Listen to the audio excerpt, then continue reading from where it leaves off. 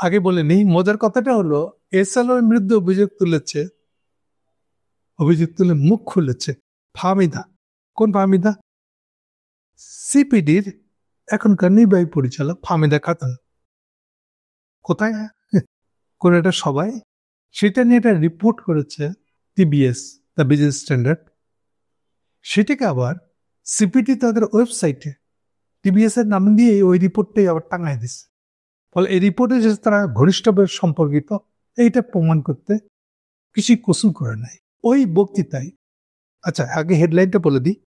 ৮৬,০০০ কোটি টাকা, ৮৬,০০০ কোটি, কিন্তু ৮৬ কোটি না, ৮৬,০০০ কোটি, ৮৬,০০০ কোটি টাকার প্রভিশন ঘাটতি পূরণে ইসলামী ব্যাংকের লাগবে ১৪৩ বছর বলেছেন বিশেষজ্ঞরা। এটা হচ্ছে শিরোনাম। এখন আগে একটু ব্যাখ্যা করে নিতে হবে প্রভিশন ঘাটতি মানে। প্রভিশন মানে কোন একটা আইনে যেভাবে বলা আছে, শর্ত বলতে পারেন আপনারা। প্রত্যেকটা প্রাইভেট ব্যাংকে একটা করে শর্ত দেওয়া আছে। কি শর্ত? প্রাইভেট ব্যাংক মানে হলো, আমি আবার পরিষ্কার করে দিই, ব্যাংকের যারা ডিরেক্টর, মালিক যারা ৫-৭-১০ জন, তারা যা টাকা ডালছে ওইটা ব্যাংকের টাকা না, ওইটা 10% না। ব্যাংক যা ঋণ দেয়, এই টাকাটা, এই যে আমার বাসা কাজ করে যে মহিলাটা, এই টাইপের গরিব মানুষদের যে ৫০০-১০০০ করে ব্যাংকে জমা রাখে মাসে মাসে, ওই থেকে বলে আমানত। ক্রেতা যারা ওই ব্যাংকের কাস্টমার, গ্রাহক যারা, তারা যে টাকাটা রাখছে ওইটাই জড়ো করলে এমন আমানত হয়, এর 10% না ওই মালিকদের আমানত। ফলে বুঝতে পারতে যে এটা পাবলিক মানি, আমানত মানে পাবলিক মানি। সো এই কারণে প্রাইভেট ব্যাংক খুললেই এই শর্তে খোলা হয়েছে যে তুমি বাংলাদেশ ব্যাংকের নিয়ম মানতে বাধ্য থাকবে। ছোটখাটো বাধ্য না, একেবারে এমন বাধ্য, যদি বাংলাদেশ ব্যাংক কোনো তোমার ভুল পায়, তুমি আমার নিয়ম ভাঙছো, তাহলে ব্যাংকের ম্যানেজমেন্ট ভেঙে দিয়া বাংলাদেশ ব্যাংক নিজে একটা ম্যানেজমেন্টের নতুন ম্যানেজমেন্ট বসায় দিতে পারে, তার একটা কাউন্সারিকে প্রদান। ইয়াস, এটা পারে। বোর্ড যে মালিকানা বোর্ড ভেঙে দিতে পারে। এই জন্যই ক্ষমতাটা ব্যাংকে দেওয়া হচ্ছে। মনে রাখতে হবে কথাটা। কেন? কারণ ব্যাংক মানে পাবলিক মানি। কোন পাবলিক? এই যে একেবারে নিম্ন আয়ের যারা লোক, তাদের ৫০০-১০০০ করে জমানো মাসে যে টাকা, ওটাও এটাই আসলে আমানত। শুনতে মনে যায় ৫০০-১০০০ এমন কি, কিন্তু এই ৫০০-১০০০ যখন আমি কোটি কোটি টাকা হয়ে যাচ্ছে, যখন এই ১৮ কোটি মানুষের দেশে কি অবস্থা হবে বুঝতেই পারে। এইটাই এর জন্য ব্যাংকের আমানত। এইবার বাংলাদেশ ব্যাংক আরেকটা নিয়ম করেছে, আপনি কতগুলো টাকা লোন দিতে পারবেন সেটিকে বলা হচ্ছে প্রভিশন। আপনার যে টোটাল কালেকশন হবে ওইটা সম্ভবত ৮৫%, জেনে দেখতে হবে। এটা ওরকমই হবে, ৮০-৮৫ আশেপাশে হবে। এর বেশি আপনি লোন দিতে পারবেন না। কেন? আপনি লোন দিয়ে বেরোতে আনতে পারেন না। ডেলি ওই যারা ৫০০-১০০০ রাখছে তারা টাকা আসে, যদি দেখ ব্যাংকে টাকা নেই, সবই লোন দিয়ে দিচ্ছেন আপনি না, এই জন্য লোন আপনি এতটা দিতে পারবেন। ওইটাকে বলা হয় সঞ্চিতি। বাংলা করেছে অনেকে সঞ্চিতি, মানে কি কি সঞ্চয় করে রাখতে হবে আপনাকে, বাধ্য। এই টোটাল আমানতের ১৫-২০% আপনাকে সঞ্চয়, মানে এটা আপনি লোন দিতে পারবেন, এত % লোন দিতে পারবেন। কারণ ওই ডে টু ডে যে লোকজনে টাকা তুলতে আসবে, তারা যদি টাকা না পায়, কিন্তু আপনি আপনার আমানতকারী যারা আমানত রেখেছে তাদেরকে তো আপনি হয়রানি করবেন, এবং তাদের টাকা দিয়ে আপনি ব্যবসা করতেছেন, ফলে তাদেরকে আপনি হয়রানি করতে পারেন। এই জন্য বাংলাদেশ ব্যাংক এই প্রভিশনটা চালু করেছে। এই হলো প্রভিশন। তাহলে প্রভিশনের ঘাটতি মানে এইখানে আসেন। ইসলামী ব্যাংকে এসআলমের দখল নিচ্ছে ইসলামী ব্যাংক, এটা একটু পরে আসছে বড় ইতিহাসটা, ছোট্ট করে বলি এখন আমি। এসআলমের ব্যাংক যেটা করছে, ইসলামী ব্যাংক জামাত ইসলামের ছিল, এটা দখল নিচ্ছে আসে না, নিয়ে এসআলমের নাম চালাই দিচ্ছে, চালাই দিয়ে নিজে খাইছে প্রথম কিছুদিন, এসআলমের নাম এটা চালা রাখছে। এরপর ইসলামকে আরো ৫টা ব্যাংক করতে দিচ্ছে, এই সবই ইসলামী ব্যাংক নাম যাচ্ছে আছে, নানান ধরনের ইসলামী ব্যাংক। তো মূল যে ইসলামী ব্যাংকটা, অর্থাৎ জামাত ইসলামের যে ইসলামী ব্যাংকটা, আইবিবিএল যেটা বলা হচ্ছে, ইসলামী ব্যাংক বাংলাদেশ লিমিটেড, এইটার বেলায় বলা হচ্ছে যে এই প্রভিশনের ঘাটতিটা এমন, এই যে প্রভিশন রাখে নাই, ওই প্রভিশন না রেখে ওই টাকাটাও নিজেরা উঠাই নিয়ে চলে গেছে। কি রকমের, মানে এটা এই বেইমান, এটাকে বলে যে এক্সাক্ট শব্দটা হবে বেইমান। কি ধরনের বেইমান এটা করছে দেখে, এখন বলতেছে যে এইটাকে যদি আবার চালু রাখতে দেওয়া হয়, এটা 143 বছর লেগে যাবে ওই প্রভিশনের ঘাটতিটা পূরণ করতে। বুঝে দেখো, প্রভিশনের ঘাটতি কত? 86,000 কোটি টাকা। মানে এই টাকাটা ওদের রাখার কথা according to the Bangladesh bank provision, Bangladesh ব্যাংকের আইন।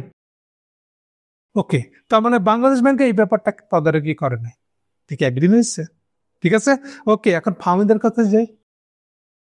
ফাহমিদের মন্তব্যটা ভালো। ফাহমিদের কথা বলছে প্রভিশনের ঘাটতি শুধু একটি সংখ্যা নয়, এটি বছরের পর বছরে দেয় ইসলামী ব্যাংকের চলা অব্যবস্থাপনা, ঝুঁকিপূর্ণ ঋণ বিতরণ এবং নিয়ন্ত্রণের কর্তৃপক্ষের দুর্বলতা। মানে নিয়ন্ত্রণ কর্তৃপক্ষ মানে কি? বাংলাদেশ ব্যাংক বলছে, তাই না? তারই দুর্বলতা, যা দেশে একসময় বড় ব্যালেন্স শিটের ব্যাংকের প্রতি আস্থার ক্ষয় হিসেবে দেখা যাচ্ছে। এখন ম্যাডাম হামিদা, এটা কি ঠিক হইলো? আপনি হাসিনার আমলকে গালি দিতেছেন কিন্তু, হ্যাঁ? এখন হাত দিয়ে ফেলাইলে হবে? হাসিনা না আপনাদের লোক। এই 15 বছর ধরে আপনারা এই প্রসঙ্গ তুলছেন। ইসলামী ব্যাংকে 15 বছর ধরে বাংলাদেশ ব্যাংক এরকম ছাড় সে সমান এখান থেকে টাকা সরাচ্ছে, আপনাদের খেয়াল হয়নি? আপনারা না এগুলো নিয়ে দেখাশোনা করার লোক, আপনাদের সংগঠনের কাজে তো এটা। তখন মুখ করলেন না কেন? কেন? রয়ের কারণে? হাসিনার সাথে রয়ের খাতির এবং রয়ের কাছ থেকে আপনারা নিয়মিত মাসোয়ারা পাইতেন, সেই জন্য পাপ পাপকেও ছাড়া। এখন আপনি বিরাট দিগ্গজ হয়ে কাকে দেয় করতেছেন? বছরের পর বছর ধরে যে প্রভিশন ঘাটতে হয়ে আছে, অব্যবস্থাপনা চলতেছে, আপনি কি ঘুমাইতেছিলেন? হ্যাঁ, সিপিডি কি ঘুমাচ্ছিল? একটা বার এটা নিয়ে আওয়াজ তোলেন নাই কেন? আপনারা জানতেন না? এখন আপনারা সাধু সাজতেছেন, হাসিনার লাগে হাত দেওয়া ফলাইতেছেন, আপনারা কেউ না। আপনারা জানতেন না যে হাসিনা শুরু করছিল কিভাবে? এই এসালামের সাথে। এটা একটা পত্রিকায় রিপোর্ট হয়েছিল, পর্যন্ত রিপোর্ট করার খুব রিস্কি ছিল, তারপরে রিপোর্ট হয়েছিল। হাসিনা এই সালামকে কিনে নেয় যেভাবে শুরুতে, এই সালাম ছিল মূলত বড় আমদানিকারক খাতুনগঞ্জের। ইসলাম ব্যাংকের সাথে তার সম্পর্ক, সে হলো ঋণ গ্রহিতা, মালিক খালি কেউ না, কিন্তু ঋণ গ্রহিতা, যেটা আমদানি করবে সে। সেইখানে সে ট্যাক্স ফাঁকি দিয়েছিল আমাদের রাজস্ব বিভাগের। ছোটখাটো না, একটা দুইটা টাকা না, 3,117 কোটি টাকা। হ্যাঁ, আবার বলছি 3,117 কোটি, এক্সাক্ট ফিগার বললাম আমি। এইটা ট্যাক্স ফাঁকি দিছিল এবং হাসিনা এই ট্যাক্সটা মকুব করে দিছিল। কথা বোঝা গেল? এইটা দিয়ে তাকে কিনে নিয়েছিল। পরে যে করলো তা দেখে যেটা মনে হচ্ছে, এখন ওনার সঙ্গে চুক্তি হয়েছিল, তোমার নামটা আর ব্যবহার করবো, তুমি কিছু করতে পারবে না, খালি চোখ বন্ধ করে সই দিবা, যেখানে সই দিতে বলবো এলো সই দিবা, তোমার নামে আমি ইসলামী ব্যাংকটা দখল করে নেব, এই অর্থে তোমার নামটা ব্যবহার করো, আর তুমি কিন্তু সই দিবা। কেন? এই যে 3,117 কোটি টাকা কিন্তু অনেক ছাড় দিচ্ছি না, শুরুটা কিন্তু এইভাবে। এরপরে ডিজিপাইয়ের লোক পাঠায়, ব্রিগেডিয়ার পাঠায়, ন্যাশনাল পাঠায়, ব্যাংকের এমডি থেকে শুরু করে বোর্ডের মাথায় পিস্তল ধরে তাদেরকে দেখিয়ে দিতে বাধ্য করা হয়েছে ইসলামী ব্যাংক। এগুলা আপনারা সিপিডিরা জানতেন না? অব্যবস্থাপনা দেখতেছেন, হ্যাঁ? ইসলামী ব্যাংক কিভাবে দখল হয়েছে আপনারা দেখেন না? কিভাবে ইসলামী ব্যাংক, মানে এসালম একের পর এক নতুন ইসলামী ব্যাংক খুলতেছে, আপনারা দেখেন নাই? ওখান থেকে সমানে টাকা সরাচ্ছে, আপনারা দেখেন? এখনো দুদুকে এই ইসলামী ব্যাংকের জন্য সবচেয়ে বড় যে টাকা সরানোর মামলা আছে, সেটা হলো 10,500 কোটি টাকা তহবিল দুদুকেরা কাছে আছে। এখন দেখেন এই এসালামের কি সুবিধা, উনি বাংলাদেশের নাগরিক ত্যাগ করে উনি এখন সিঙ্গাপুরের নাগরিক হয়ে গেছেন। প্লেনে চড়ে গিয়া হাসিনাকে এই যে গন্ডগোল গুলা ঢাকায় করতেছে, আগুন লাগাইতেছে, এগুলা টাকা দিয়ে আসছে কে? এই এসালাম। কি মজা না? আপনি হাজার হাজার কোটি টাকা ব্যাংক থেকে বাইরে দিচ্ছেন, আর হাসিনের কাছে গিয়ে 4,000 6,000 কোটি টাকা দিয়ে আসতেছে। কি মজা না? সুন্দর ব্যবসা না? আর এবার আসেন ইউনূস সাহেব, আমি বহুবার বলেছি খেলাপি ঋণ তোলেন, খেলাপি ঋণ তোলেন। এই ইউনূস সরকারের আমলে এই অর্থমন্ত্রী এখনকার, এই গভর্নর মনসুর, তারাই ব্যাংকগুলাকে, এই এসআলএম ব্যাংকগুলাকে টিকে রাখার জন্য টাকা ছাপাইছে, টাকা ছাপায় টাকা দিয়ে আসছে। এখন কি হয়েছে, ওই 5টা ব্যাংক এখন এটা দেউলিয়া অবস্থা, এখন পুরোটা বাংলাদেশ ব্যাংককে দখল করতেছে। যে দখল করা আইনি তার ক্ষমতা আছে, না হলে উপায় নেই, কারণ পাবলিক টাকা রাখছে কোনো, সে টাকা ফেরত দেওয়ার কোনো মদত দেয় তাদের, পুরো টাকাটাই লোক হয়ে গেছে। আর বারবার বলছি খেলাপি ঋণ যদি তুলতে না পারেন দেশের মুদ্রাস্ফীতি কমবে না। খেলাপি ঋণ তুলে সোজা পতন, তাদের যত সম্পত্তি আছে নিলামে তোলেন, বিক্রি করে দেয়, বিক্রি করে সম্পত্তিগুলো টাকা নিয়ে আসে এই খেলাপি ঋণ পূরণ করে। জিনিসটা শোনেননি, 1.5 বছর হতে ছোট কেন? আপনিও টাকা পাক পেয়েছেন, আপনার কোনো মন্ত্রী থাকেন, পরিষ্কার করে বলেন, যদি না করেন আমরা তো এটাই অভিযোগ করবো। আপনি কেন এই অ্যাকশনে যেতে চান না? আজ পর্যন্ত কোনো খেলাপি ঋণ আদায় করেন না, কোনো দায়িত্ব দেন নাই। আর পরিষ্কার করে বারে বারে বলেছি, অর্থনীতি আদালত বলে একটা আদালত আছে আমাদের প্রিয়, যারা ওয়ার্ল্ড ব্যাংকের টাকা মেরে দিছিল জিয়া রহমান আমল থেকে এই পর্যন্ত, ওইটাকে ঠেকানোর জন্য অর্থঋণ আদালত করা হয়েছিল যে যারা এরকম ঋণ নিয়ে মেরে দিবে, ঋণ পরিশোধের ক্ষমতা নেই, তাদের কোম্পানি বিক্রি করে দেওয়া হবে, এবং এই বিক্রি করার ক্ষমতা, আইনি ক্ষমতা ওই অর্থনীতি আদালত দিয়ে দেয়।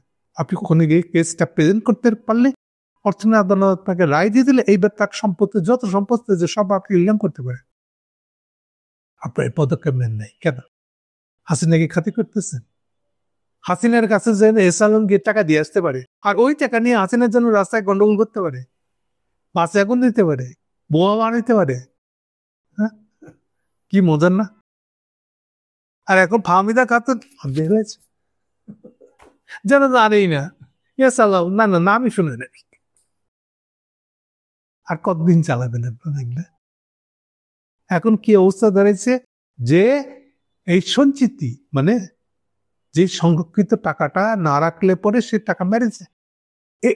ইসলামী ব্যাংকের মালিকের 88% মালিক হলো এসআলএম, জিনিসটা বুঝে না? 82%, বাকিটা 18%-এর মালিক হলো এখনো জামাত ইসলাম, মানে তাদের ইবনে সিনা ট্রাস্ট বা ওরব কিছু। এর কি দাঁড়াচ্ছে এটা? এগুলো দিয়ে সুশাসন চালাবে?